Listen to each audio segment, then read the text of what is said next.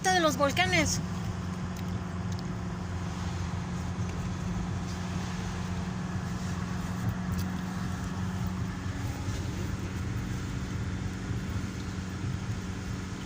Qué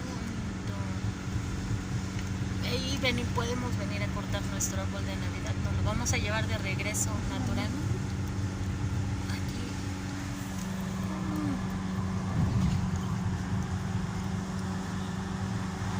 Bienvenidos al bosque de los árboles de Navidad.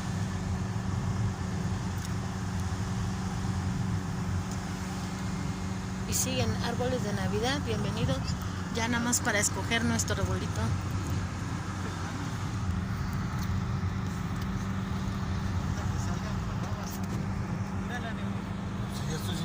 Sí, ya. Mira los arbolitos, unos minis arbolitos, esos están creciendo para que tengamos otros años a cortar en los próximos años nuestro árbol de Navidad natural.